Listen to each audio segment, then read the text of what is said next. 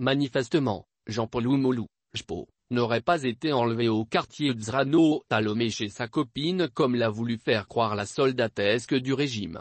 L'activiste aurait été appréhendé à Aflao au Ghana.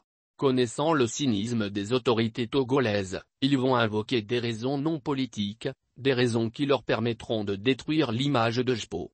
Il faut connaître l'adversaire qu'on affronte. Les premières informations parlant de son arrestation disent qu'il a été arrêté chez sa copine.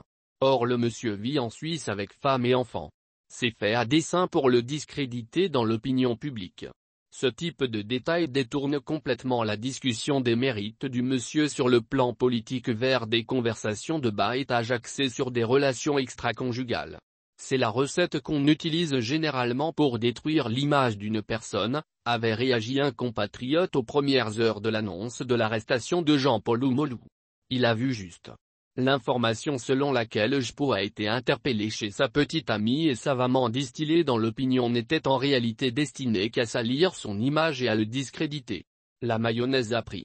Les agents de la redoutable police politique de Fort Gnassingbé ont réussi leur coup entraînant dans la boue l'image de cet activiste de l'opposition. Selon les infos rapportées par des sources proches d'Oumoulou, celui-ci s'était rendu au Ghana pour une affaire familiale.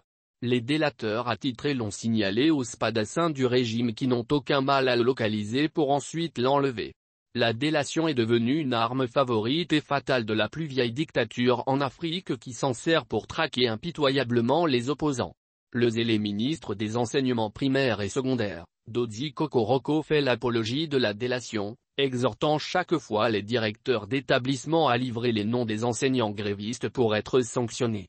On assiste à l'effondrement des valeurs dans notre pays et le phénomène de la délation prend des proportions inquiétantes.